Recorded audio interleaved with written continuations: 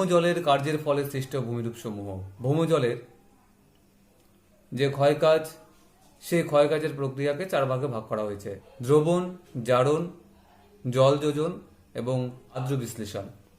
ভৌমজলের এই দ্রবণ কার্যের যে প্রক্রিয়া, বৃষ্টির জল ভূপৃষ্ঠে পতিত হবার সময় বায়ুমণ্ডলে কার্বন ডাই অক্সাইডের সাথে যুক্ত হয়ে মৃদু কার্বনিক অ্যাসিডে পরিণত হয় এবং এই মৃদু কার্বনিক অ্যাসিডযুক্ত জল চুনা পাথরের সংস্পর্শে এলে পরে চুনা পাথরের রাসায়নিক সংকেত ক্যালসিয়াম কার্বনেট, এই ক্যালসিয়াম কার্বনেটের সাথে যখন মৃদু কার্বনিক অ্যাসিডের সংযোগ ঘটে, তখন ক্যালসিয়াম কার্বনেট ক্যালসিয়াম বাইকার্বনেটে পরিণত হয় এবং চুনাপাথর সহজেই ভেঙে যায় বা ক্ষয়িত হয়ে যায়। এই প্রক্রিয়াকে বলা হয় দ্রবণ প্রক্রিয়া। জারণ প্রক্রিয়া, বায়ুমণ্ডলে যে অক্সিজেন থাকে, সেই অক্সিজেন কিছু খনিজ পদার্থের সাথে যুক্ত হয়ে সে খনিজ পদার্থকে দুর্বল করে দেয় এবং সে খনিজ পদার্থ সহজেই ভেঙে চূর্ণ বিচূর্ণ হয়ে যায়। এই প্রক্রিয়াকে বলা হয় জারণ প্রক্রিয়া।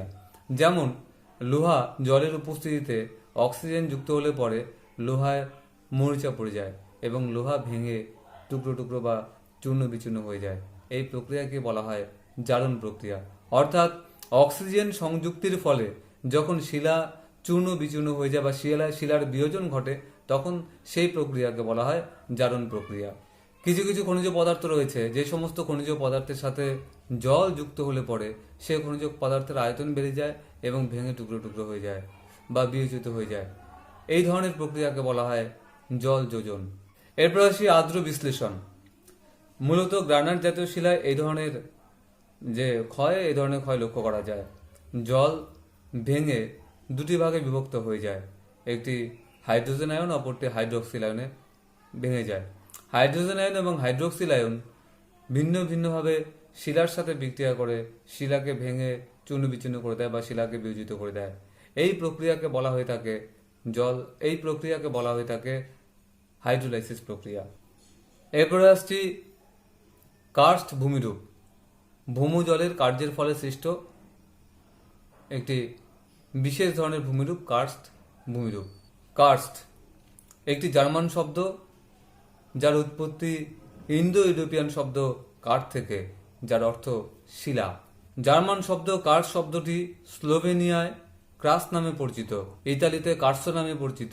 ক্রাস শব্দটির অর্থ উন্মুক্ত প্রস্তরপূর্ণ ভূমিভাগ। কার্স্ট ভূমিভাগের সাধারণ ধারণা, এর আগে বলা হয়েছিল, দ্রবণ কার্যের কথা বলা হয়েছিল।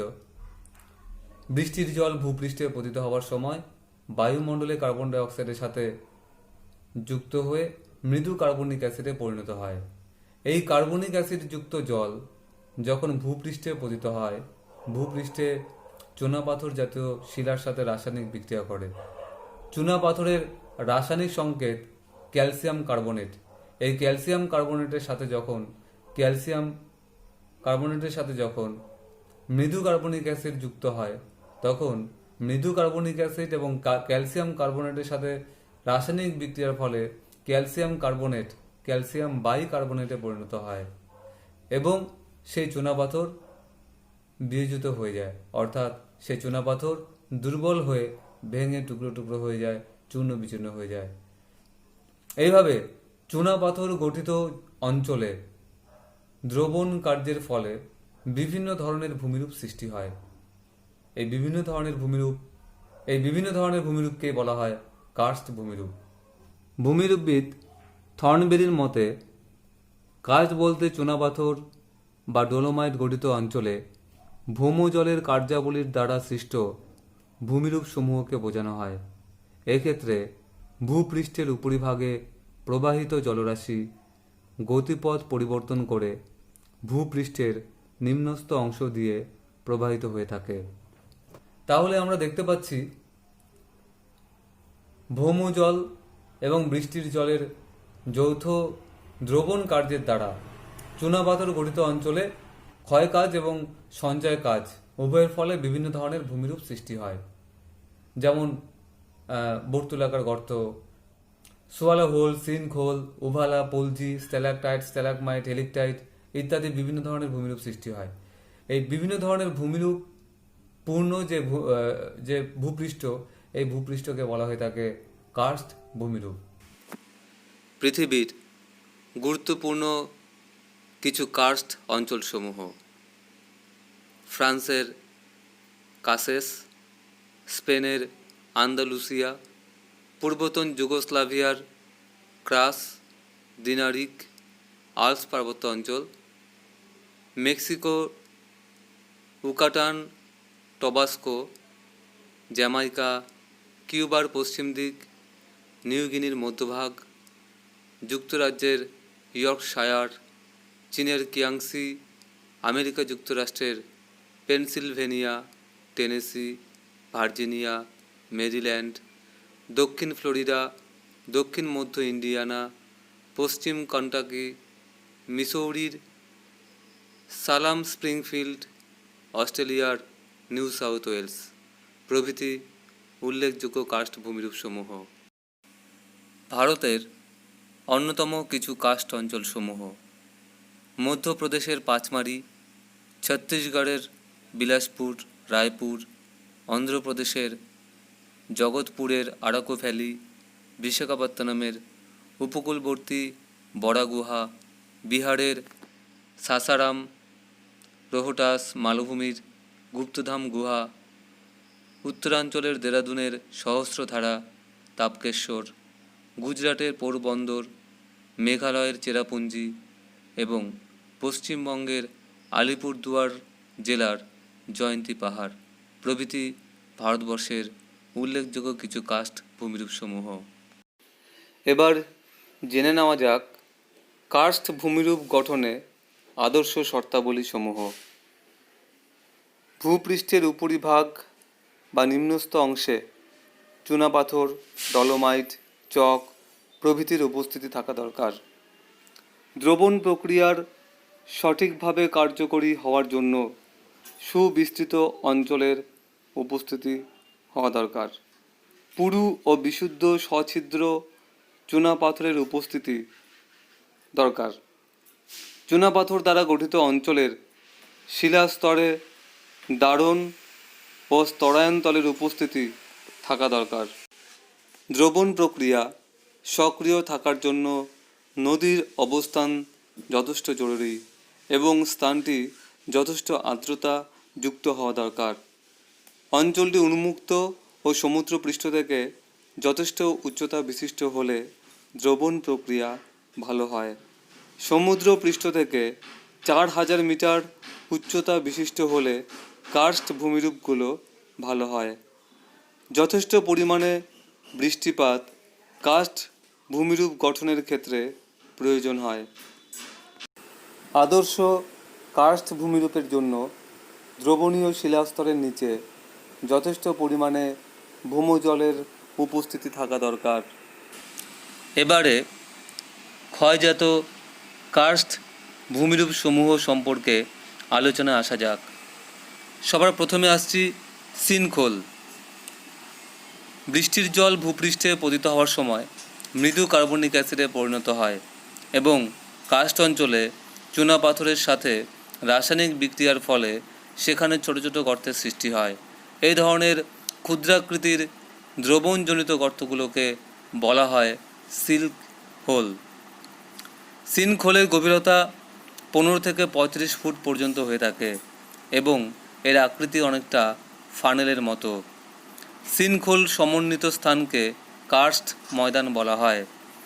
দ্রবণ পদ্ধতিতে সৃষ্ট ফানেল আকৃতির সিনখোলকে দ্রবণজনিত সিনকহোল বলা হয়ে থাকে। ভূপৃষ্ঠের ভূ অভ্যন্তরভাগে সৃষ্ট গর্তের ছাদ ধসে যাওয়ার ফলে সৃষ্ট সিনখোলকে ধসজনিত সিনখোল বলা হয়। সিনখোলগুলি পরস্পর সংযুক্ত হয়ে যৌগিক সিনখোল গঠন করে।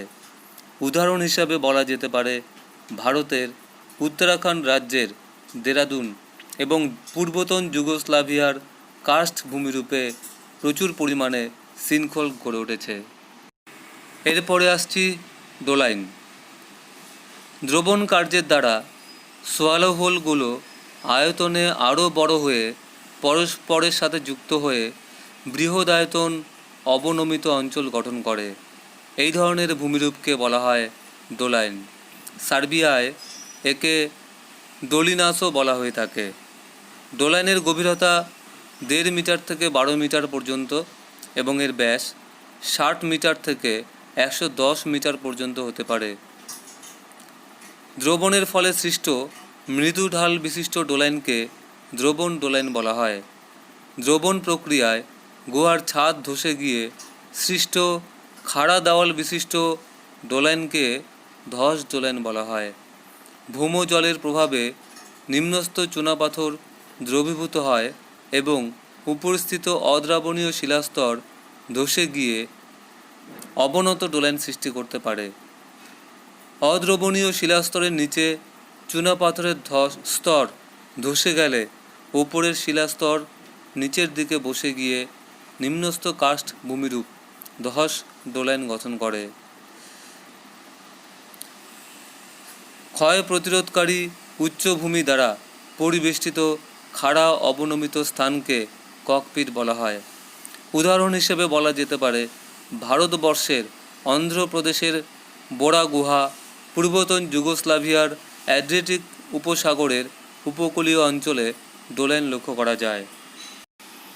উভালা কার্স্ট অঞ্চলে বিশাল আয়তন জুড়ে অবনমিত স্থান থাকলে পরে তাকে বলা হয় উভালা। 1922 খ্রিস্টাব্দে রে বসনিয়াতে সৃষ্ট বিশালায়তন খাড়া প্রান্তভাগ বিশিষ্ট ভূমিরূপকে উভালা নামে অভিহিত করেন। পরবর্তীকালে 1960 সালে ভূমিরূপবিদ সিজিক যৌগিক সিনখোলকে উভালা বলে থাকেন। উভালা সাধারণত 1 কিলোমিটার ব্যাপী বিস্তৃত হতে পারে। ক্রমাগত দ্রবণের ফলে ডোলাইনগুলি যুক্ত হয়ে উভালা গঠন করে। উভালার বিশালায়তনের কারণে ভূপৃষ্ঠস্থ নদী ভূগর্ভস্থ গতিপথ গ্রহণ করে। অনেক সময় ভূগর্ভের বিশালায়তন গর্তগুলির ছাদ ধসে গিয়েও উভালা গঠিত হতে পারে। উভালার দেওয়াল যথেষ্ট খাড়া এবং এর তলদেশে কাদার সঞ্চয় লক্ষ্য করা যায়। ক্ষুদ্র ক্ষুদ্র উভালাগুলিকে জামাস বলা হয়। পলজি উভালার তুলনায় আরও বৃহদায়তনের অবনমিত ভূমিরূপকে বলা হয়ে থাকে পলজি। 1969 খ্রিস্টাব্দে ভূমিরূপবিদ থর্নবেরি বলেন যে সাধারণত গাঠনিক অবনমিত অংশের ক্ষেত্রে পলজি শব্দটি প্রয়োগ করা হয়। পলজি খাড়া দেওয়াল বিশিষ্ট সমতল পলিপূর্ণ তলদেশ যুক্ত ভূমিরূপ, যা স্বাধীন জলনির্গম প্রণালী ও একটি কেন্দ্রীয় হ্রদ নিয়ে গড়ে ওঠে। প্রায় 258 বর্গ কিলোমিটার অঞ্চলব্যাপী বিস্তৃত উপবৃত্তাকার আবদ্ধ অববাহিকা হল পলজি। উদাহরণ হিসেবে বলা যেতে পারে ইউরোপের বলকান প্রদেশে 64 কিলোমিটার দীর্ঘ এবং 5 থেকে 11 কিলোমিটার প্রশস্ত লিভানা পলজি পৃথিবীর দীর্ঘতম পলজির উদাহরণ। এছাড়াও পূর্বতন যুগোস্লাভিয়ায় অজস্র সংখ্যায় পলজি লক্ষ্য করা যায়। হাম্পস পলজির তলদেশে অনেক সময় চুনা পাথর দ্বারা গঠিত শক্ত অংশ ক্ষয় প্রতিরোধ করে টিলা রূপে দাঁড়িয়ে থাকে। এই ধরনের টিলাকে বলা হয় হাম্পস। এই টিলাকে কিউবাতে মোগোটেস এবং পুয়ের্তো রিকাতে পেপিনো হিলস বা হেস্ট্যাক পাহাড়ও বলা হয়ে থাকে। উদাহরণ হিসেবে বলা যেতে পারে পূর্বতন যুগোস্লাভিয়ার কার্স্ট অঞ্চলে হাম্পস লক্ষ্য করা যায়। এছাড়াও ভারতবর্ষের ছত্তিশগড় রাজ্যের রায়পুরেও হাম্পস গড়ে উঠেছে, যা রাবণ ভাটা নামে পরিচিত। কার্স্ট হ্রদ বা কার্স্ট লেক কার্স্ট অঞ্চলে অবনমিত ভূমিভাগের তলদেশে কাদা সমৃদ্ধ হলে সেই তলদেশে যে ছিদ্রপথগুলো থাকে সেই ছিদ্রপথগুলোকে কাদা বন্ধ করে দেয়। এর ফলে জল ভূ অভ্যন্তরে প্রবেশ করতে পারে না। সেই অবনমিত অংশে জল সঞ্চিত হয়ে হ্রদের সৃষ্টি করে। এই ধরনের হ্রদকে বলা হয় কার্স্ট হ্রদ। উদাহরণ হিসেবে বলা যেতে পারে পূর্বতন যুগোস্লাভিয়ায় কার্স্ট হ্রদ গড়ে উঠেছে। নিমজ্জিত নদী ও সিঙ্ক। কার্স্ট অঞ্চলে প্রবাহিত নদী অনেক সময় সিনখোল দিয়ে ভূপৃষ্ঠ থেকে অদৃশ্য হয়ে যায়। এই ধরনের ভূমিরূপকে নিমজ্জিত নদী বলা হয়। আর যে বিন্দু বরাবর জলধারা ভূ অভ্যন্তরে প্রবেশ করে তাকে বলা হয় সিঙ্ক। শুষ্ক নদী উপত্যকা। সিঙ্কের মধ্য দিয়ে নদী ভূগর্ভে প্রবেশ করার পরে নদী উপত্যকার যে অংশটি বছরের অধিকাংশ সময় জল থাকে না বা শুষ্ক অবস্থায় পড়ে থাকে তাকে বলা হয়ে থাকে শুষ্ক নদী উপত্যকা। শুষ্ক উপত্যকায় ক্ষয়কার্যের মাত্রা স্বল্প হওয়ায় উপত্যকাটি অগভীর প্রকৃতির হয়। সারা বছর এই উপত্যকা জলপূর্ণ থাকে না। বর্ষাকালে জলের পরিমাণ বেড়ে গেলে পরে তাহলেই এই উপত্যকায় জল প্রবাহিত হয়। অন্য উপত্যকার তুলনায় শুষ্ক নদী উপত্যকা কিছুটা উঁচুতে অবস্থান করে। উদাহরণ হিসেবে বলা যেতে পারে ভারতের অন্ধ্রপ্রদেশের বড়া গুহা এবং কারেগুডাতে শুষ্ক উপত্যকা গড়ে উঠতে দেখা গিয়েছে। অন্ধ্র নদী উপত্যকা। নদী কার্স্ট অঞ্চলে সিনখোলের মধ্যে হঠাৎ ভূগর্ভে প্রবেশ করলে মনে হয় যেন সিনখোল থেকে নদী উপত্যকা শেষ হয়ে গেছে। এই সিনখোল পর্যন্ত বিস্তৃত নদী উপত্যকাকে বলা হয়ে থাকে অন্ধ্র নদী উপত্যকা। অন্ধ্র উপত্যকায় সারা বছরই জল থাকে। এই উপত্যকার বক্ষদেশ অপেক্ষাকৃত নিম্নে অবস্থিত হয়। এই উপত্যকায় ক্ষয়কার্যের মাত্রা অধিক হওয়ায় উপত্যকার গভীরতাও অনেকটা বেশি হয়। কার্স্ট উপত্যকা। কার্স্ট অঞ্চলে দ্রবণ কার্যের দ্বারা নদী বা জলধারা যে ইউ আকৃতির উপত্যকা গঠন করে তাকে বলা হয়ে থাকে কার্স্ট উপত্যকা। এরপরে আসছি প্রাকৃতিক সুড়ঙ্গ। কার্স্ট অঞ্চলে নদী সিনখোল দিয়ে ভূগর্ভে প্রবেশ করার পর সেখানে দ্রবণ কার্য চালিয়ে সুড়ঙ্গের মতো সৃষ্টি করে। এই ধরনের সুড়ঙ্গের মতো প্রবাহ পথকে বলা হয় প্রাকৃতিক সুড়ঙ্গ। এই সুড়ঙ্গ পথ অনেক সময় মোটর গাড়ি যাতায়াতের পথ হিসেবেও ব্যবহৃত হয়ে থাকে। উদাহরণ হিসেবে বলা যেতে পারে আমেরিকা যুক্তরাষ্ট্রের ভার্জিনিয়া প্রদেশ এবং ভারতের মধ্যপ্রদেশে মহাদেব পর্বতে প্রাকৃতিক সুড়ঙ্গ সৃষ্টি হয়েছে। প্রাকৃতিক সেতু। কার্স্ট অঞ্চলে কিছুটা অংশ বাদ দিয়ে সুড়ঙ্গের পুরো ছাদ ধসে গেলে যে অংশ ঝুলে থাকে সে অংশ দেখতে অনেকটা সেতুর মতো দেখতে হয়। একে বলা হয় প্রাকৃতিক সেতু। এই প্রাকৃতিক সেতু পরিবহনের মাধ্যম হিসেবেও ব্যবহৃত হয়ে থাকে। উদাহরণ হিসেবে বলা যেতে পারে ভারতের অন্ধ্রপ্রদেশের কোট্টিগুড্ডা সংলগ্ন স্থান এবং আমেরিকা যুক্তরাষ্ট্রের ভার্জিনিয়া প্রদেশে প্রাকৃতিক সেতু গড়ে উঠেছে। কার্স্ট অঞ্চলে নদী দ্রবণ ক্ষয়ের দ্বারা নিচের দিকে নামতে থাকে। এই ধরনের খাড়া ঢাল বিশিষ্ট নদী উপত্যকাকে বলা হয়ে থাকে গিরিখাত। যেমন ফ্রান্সের টার্ন গিরিখাত, গ্রেট ব্রিটেনের ডোভ এবং ভারতের তপকেশ্বর নদীতে এই ধরনের গিরিখাত সৃষ্টি হয়েছে। কার্স্ট অঞ্চলে ভূ অভ্যন্তরে ভৌমজলের দ্রবণ কার্যের দ্বারা গহ্বরের সৃষ্টি হয়। এই গহ্বরে জল শুকিয়ে গেলে পরে গহ্বরটি দেখতে অনেকটা গুহার মতো হয়। এই ধরনের গুহাকে বলা হয়ে থাকে চুনা পাথরের গুহা। গুহার মধ্যে নদীর প্রবাহ না থাকলে তাকে শুষ্ক গুহা বলা হয়ে থাকে। গুহা আকারে বৃহদায়তন হলে তাকে ভূগহ্বর বা ক্যাভার্ন বলা হয়ে থাকে। গুহা মধ্যস্থ প্রকোষ্ঠগুলি উলম্ব বা তির্যক আকৃতির সুড়ঙ্গ পথ দ্বারা যুক্ত থাকে। গুহা বিভিন্ন প্রকৃতির হয়ে থাকে, যেমন শাখা প্রশাখা বিশিষ্ট গুহা, বহুতল বিশিষ্ট গুহা, সরল গুহা প্রভৃতি। গুহা খাড়া ঢাল বিশিষ্ট হলে এবং তার মধ্য দিয়ে নদী প্রবাহিত হলে গিরিখাত সৃষ্টি হয়।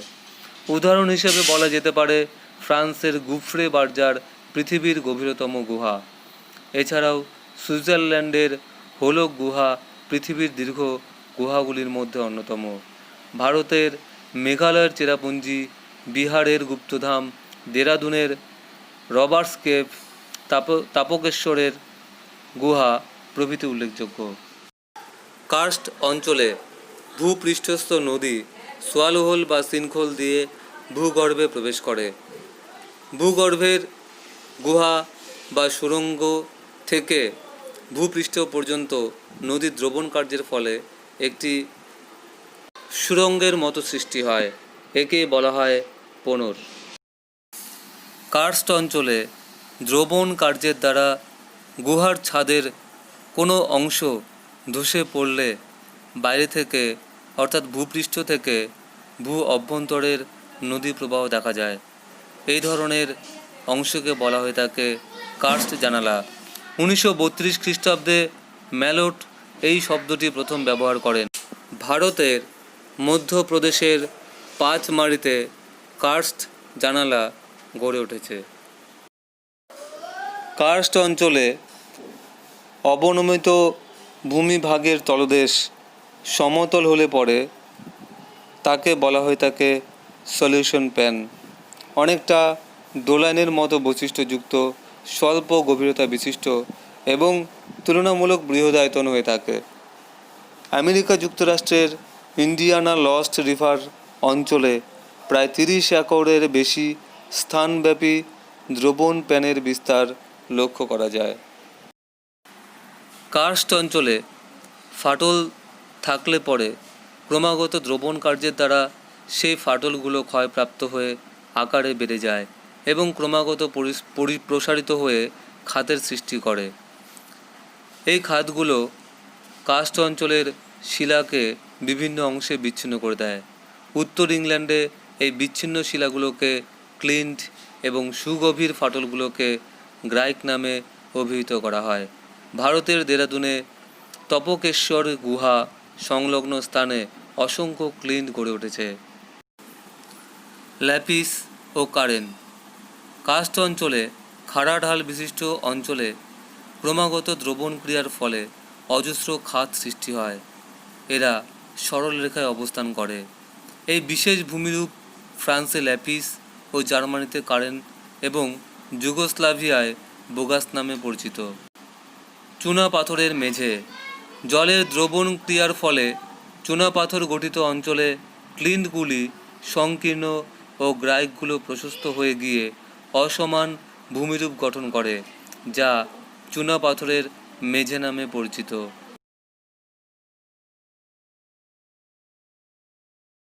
কার্স্ট অঞ্চলের সঞ্চয়জাত ভূমিরূপসমূহ। কার্স্ট অঞ্চলে গুহার মধ্যে অবস্থিত সকল প্রকার সঞ্চয়জাত ভূমিরূপকে একত্রিতভাবে স্পেলিওথেম বলা হয়ে থাকে। অন্যদিকে স্তরযুক্ত চুনের সঞ্চয়কে ট্রেভারটাইন বলা হয়ে থাকে। আবার ট্রেভারটাইন এর তুলনায় কোমল গুহার মুখে অবস্থিত চুনের সঞ্চয়কে টুফা বা ক্যালক টুফা বলা হয়ে থাকে। সাধারণত দ্রবণযুক্ত জল কোনো স্থানে সঞ্চিত হয়ে জল শুকিয়ে গেলে সেই দ্রবণ সঞ্চিত হয়ে এই ধরনের সঞ্চয়জাত ভূমিরূপ সৃষ্টি করে। Drip stone. গুহার অভ্যন্তরে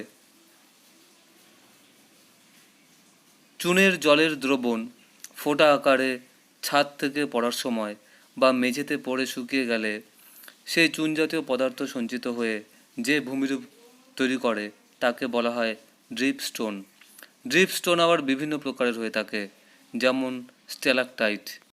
চুনের দ্রবণ গুহার ছাদে সঞ্চিত হয়ে ঝুলন্ত ভূমিরূপের সৃষ্টি করলে তাকে বলা হয়ে থাকে স্ট্যালাকটাইট। ভারতের পশ্চিমবঙ্গের বক্সা জয়ন্তী মহাকাল গুহা এবং উত্তরাখণ্ডের তপকেশ্বর গুহায় এই ধরনের স্ট্যালাকটাইট লক্ষ্য করা যায়। চুনের দ্রবণ গুহার মেঝেতে সঞ্চিত হয়ে উপর দিকে উঠে যাচ্ছে, এরকম ধরনের ভূমিরূপ সৃষ্টি করলে তাকে বলা হয় স্ট্যালাগমাইট। আমেরিকা যুক্তরাষ্ট্রের ম্যামথ গুহা, ভারতের চেরাপুঞ্জি, মধ্যপ্রদেশের পাঁচমারিতে এই ধরনের স্ট্যালাগমাইট লক্ষ্য করা যায়। স্তম্ভ। ক্রমাগত চুনের দ্রবণের সঞ্চয়ের ফলে স্ট্যালাকটাইট ও স্ট্যালাগমাইট পরস্পরের সাথে যুক্ত হলে স্তম্ভের মতো ভূমিরূপ তৈরি করে। এই ধরনের স্তম্ভকে বলা হয়ে থাকে গুহা স্তম্ভ। জয়ন্তীর মহাকাল গুহায় গুহা স্তম্ভ দেখা যায়। ড্রেপ বা কার্টেন। গুহার ছাদ থেকে ঝুলন্ত অসংখ্য ছুচাকৃতির দীপ্তস্তনকে ড্রেপ বা কার্টেন বলে। ভারতের মধ্যপ্রদেশের পাঁচমারিতে এই ধরনের ভূমিরূপ লক্ষ্য করা যায়। রূপ পেভমেন্ট। গুহার ছাদ থেকে ঝুলন্ত ছুরির অগ্রভাগের মতো সূচালো শিলাখণ্ডকে রূপ পেভমেন্ট বলা হয়ে থাকে। এরপরে আসছি হেলিকটাইট ও হেলিগমাইট। স্ট্যালাকটাইট এবং স্ট্যালাগমাইট সোজাসুজি নিচের দিকে বা উপর দিকে অর্থাৎ উলম্বভাবে অবস্থান না করে যদি কোনো একদিকে হেলে অবস্থান করে তখন স্ট্যালাকটাইটকে হেলিকটাইট এবং স্ট্যালাগমাইটকে হেলিগমাইট বলা হয়ে থাকে। গ্লোবিউলাইট। গোলাকার হেলিকটাইটকে গ্লোবিউলাইট বলা হয়ে থাকে। Bell hole. গুহার ছাদে গম্বুজাকৃতি গর্ত গঠিত হলে তাকে বলা হয়ে থাকে বেল হোল। রিম স্টোন। গুহার অভ্যন্তরে প্রবল জলরাশির প্রভাবে গুহার দুই প্রান্তে সৃষ্ট ভূমিরূপগুলোকে রিম স্টোন বলা হয়ে থাকে। পূর্বতন যুগোস্লাভিয়ায় ফ্লোস্টোন ও রিম স্টোন লক্ষ্য করা যায়। মানব জীবনের উপর কার্স্ট ভূমিরূপের প্রভাব। ইতিবাচক প্রভাবের মধ্যে রয়েছে খনিজ সম্পদ উত্তোলন। কার্স্ট অঞ্চল থেকে ডলোমাইট, চুনাপাথর, ক্যালসাইট প্রভৃতি গুরুত্বপূর্ণ খনিজ সম্পদ সংগৃহীত হয়। কার্স্ট অঞ্চলের যে সমস্ত জায়গায় প্রস্রবণের উপস্থিতি লক্ষ্য করা যায় সেখানে কৃষিকাজ হয়ে থাকে। এছাড়াও কার্স্ট অঞ্চলে যেহেতু জল চুইসারণ প্রক্রিয়ায় ভূ অভ্যন্তরে প্রবেশ করে তাই সেখানে কোনো বড় গাছ লক্ষ্য করা যায় না, সেখানে তৃণভূমির সৃষ্টি হয়। এই তৃণভূমির উপর নির্ভর করে পশুপালন ব্যবস্থা গড়ে ওঠে। উষ্ণ প্রস্রবণ ও জলপ্রবাহের উপর নির্ভর করে জলবিদ্যুৎ ও ভূতাপ শক্তি উৎপাদন কেন্দ্র তৈরি হয়ে থাকে। কার্স্ট অঞ্চলে বিভিন্ন ধরনের মনোরম ভাস্কর্যের ভূমিরূপকে কেন্দ্র করে পর্যটন শিল্পের বিকাশ ঘটে থাকে। কার্স্ট অঞ্চলগুলি অত্যন্ত স্বাস্থ্যকর হওয়ায় এখানে প্রচুর পরিমাণে স্বাস্থ্যনিবাস বা স্বাস্থ্য পর্যটন গড়ে ওঠে। এছাড়াও কার্স্ট অঞ্চলে ভৌমজল থেকে পানীয় জল পাওয়া যায়। এই ভৌমজলে প্রচুর পরিমাণে খনিজ পদার্থ থাকায় সেই পানীয় জল স্বাস্থ্যের পক্ষে খুবই উপকারী হয়ে থাকে। কার্স্ট অঞ্চলে প্রচুর পরিমাণে ভূ অভ্যন্তরে গুহা, ছিদ্র, সুড়ঙ্গ প্রভৃতি থাকে। দ্রবণ কার্যের দ্বারা এই সমস্ত গুহা সুড়ঙ্গের ছাদ মাঝে মাঝে ধসে পড়ে, তাই এই সমস্ত অঞ্চলে বাড়িঘর নির্মাণ করা অসুবিধাজনক। এছাড়াও ভূমিরূপগত প্রতিকূলতার জন্য এই অঞ্চলে যোগাযোগ ব্যবস্থা ও পরিবহনের সম্প্রসারণ সঠিকভাবে ঘটানো সম্ভব হয়ে ওঠে না। কার্স্ট অঞ্চলে দ্রবণ প্রক্রিয়ার সক্রিয়তার কারণে এই অঞ্চলের যে মাটি সে মাটি অনুর্বর প্রকৃতির হয়। বিভিন্ন প্রাকৃতিক ও অর্থসামাজিক প্রতিকূল অবস্থার জন্য এই অঞ্চলের জনঘনত্ব অনেকটাই কম হয়ে থাকে।